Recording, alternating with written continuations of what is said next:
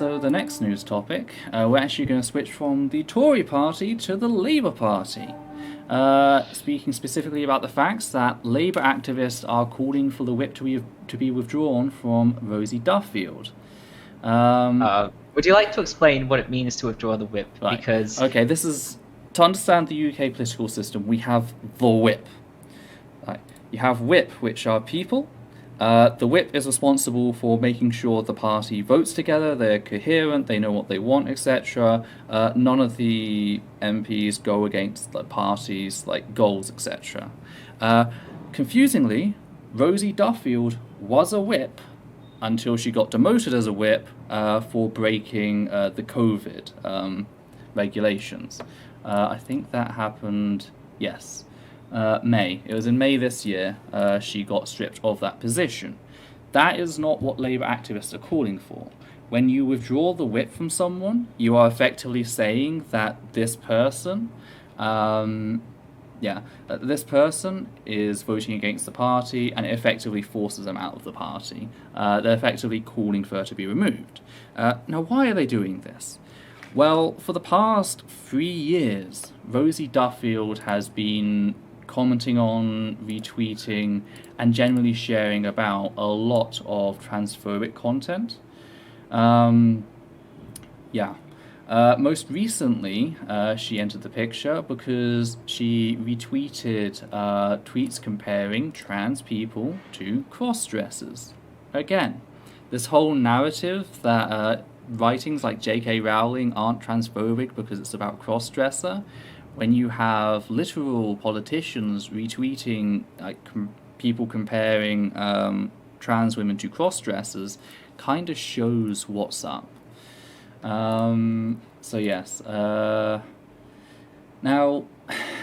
this has been going on for years, and the sad fact is our current Labour leader, Keir Starmer, is doing absolutely nothing to help the trans community. And in doing so, they are losing the LGBT plus vote built up under Jeremy Corbyn, whilst also turning away new votes. Jeremy Corbyn, they had problems. They weren't particularly great when it came to taking opportunities where the Tories were failing and really tearing into them for that.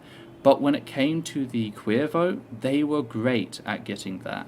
Jeremy Corbyn was doing great in getting the queer vote, specifically the trans vote, because under Corbyn there were various issues, and those issues were resolved.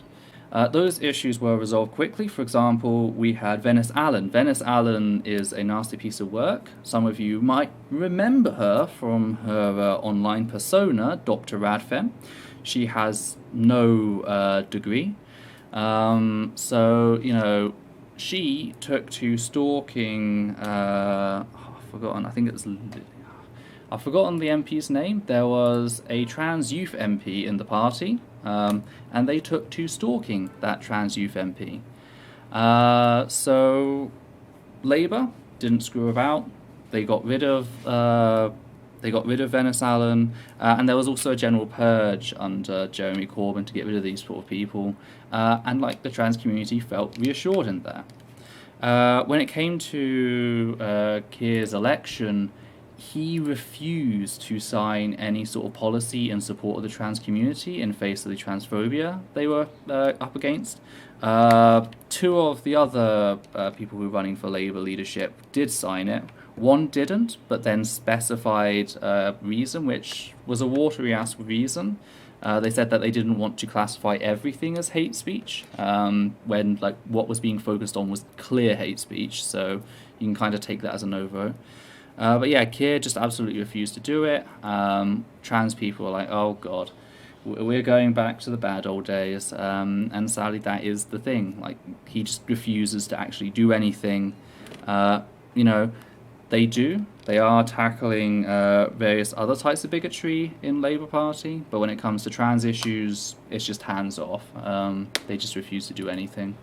So that's kind of been a depressing watch to see the queer progress Jeremy Corbyn built up, just completely lost. That was on the 12th of April. I should be giving the dates more.